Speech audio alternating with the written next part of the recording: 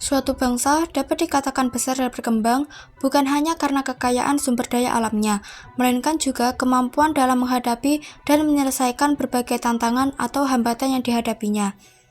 Ketika bangsa tersebut berhasil mengatasi permasalahan yang dihadapi, bangsa itu semakin berkembang dan maju. Salah satu contoh adalah bangsa Eropa yang menghadapi hambatan dalam perdagangan mereka. Dengan adanya kebijakan Turki Utsmani yang menutup akses ke Konstantinopel bagi pedagang Eropa, bangsa Eropa dituntut untuk mencari kesempatan perdagangan lain di luar Eropa. Mereka sejak lama telah mengetahui keberadaan rempah-rempah yang berasal dari dunia timur, khususnya Indonesia. Dengan jatuhnya Konstantinopel ke kuasa Turki Utsmani pada 1453 yang memutus hubungan perdagangan antara Eropa dan Asia Barat. Hal ini membuat bangsa Eropa dipaksa atau terpaksa mencari rute alternatif ke timur guna mendapatkan rempah-rempah yang sangat mereka butuhkan. Rombongan penjelajah Eropa dari bangsa Portugis pertama kali sukses masuk wilayah Indonesia pada tahun 1511 Masehi dengan dipimpin Alfonso de Albuquerque. Sejarah mencatat orang-orang Portugis merupakan bangsa Eropa pertama yang memasuki wilayah Nusantara, tepatnya di Kesultanan Malaka. Sejak abad 15, bangsa Portugis telah menjelajahi lautan dan memiliki armada laut yang kuat. Ketika mengetahui di Asia Timur jauh terdapat tanah yang kaya akan rempah, Raja Manuel I memanggil Vasco da Gama, seorang pelaut berpengalaman asal Portugis, untuk melakukan ekspedisi penjelajahan samudra. Tujuan utama ekspedisi Portugis itu mencari rempah-rempah yang menjadi barang mahal di Eropa. Bangsa Barat menggunakan rempah-rempah sebagai bahan baku obat, parfum, dan yang paling penting adalah untuk pengawet makanan dan bumbu masakan. 1. Tujuan masuknya bangsa Portugis ke Indonesia. Tujuan dan misi bangsa Portugis ke Indonesia adalah untuk berdagang dan melaksanakan misi 3G, yaitu gold kekayaan, glory kejayaan, dan gospel agama. Bangsa Portugis ingin menguasai perdagangan timur barat dan menguasai bandar dan daerah strategis yang menjadi mata rantai perdagangan. Bangsa Portugis menetap di Maluku yang merupakan wilayah penghasil rempah-rempah. Selain berdagang, Portugis melakukan misi gospel dengan menyebarkan agama Katolik.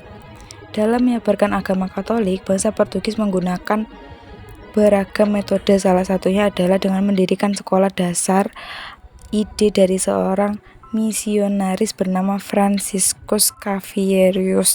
Sekolah misionaris pertama berdiri pada tahun 1536 di Ternate. Sekolah itu mendidik siswanya untuk menjadi seorang misionaris. Selain itu, sekolah seminaris didirikan untuk anak-anak dari kaum bangsawan pribumi di Maluku oleh Antonio Galvano. Di Pulau Johor juga berdiri sekolah yang sama, muridnya mencapai 50 orang. 2. Rute perjalanan bangsa Portugis ke Indonesia. Kedatangan bangsa Portugis ke Indonesia ini melalui rute perjalanan yang cukup panjang. Dalam melakukan penjelajahan samudra, bangsa Portugis menempuh jalur timur. Pada 1498, Raja Portugis mengirim ekspedisinya di bawah pimpinan Vasco da Gama. Ekspedisi ini berhasil mendarat di Kalkuta atau yang juga dikenal sebagai India pada tahun 1496. Kemudian, pada 1511 dari India, bangsa Portugis mengirim ekspedisinya di bawah pimpinan Alfonso de Albuquerque mengikuti perjalanan para pedagang Islam. Pada tahun yang sama, Portugis berhasil menduduki Malaka yang merupakan pusat perdagangan Islam di Asia Tenggara. Portugis kemudian tiba di Indonesia, yaitu di Ternate, Maluku pada tahun 1512. Proses masuknya bangsa Portugis ke Indonesia. Afonso de Albuquerque menaklukkan Malaka pada tahun 1511. Kota Malaka di Selat Malaka ini sangat penting sebagai pusat perdagangan rempah-rempah saat itu. Setelah menguasai Malaka, maka Portugis mengirimkan kapal untuk melakukan pelayaran ke Maluku pada tahun 1512 yang dipimpin oleh Antonio de Abreu dan Francisco Serrao. Sesampainya di Maluku, Portugis menjalin hubungan baik dengan Kesultanan Ternate.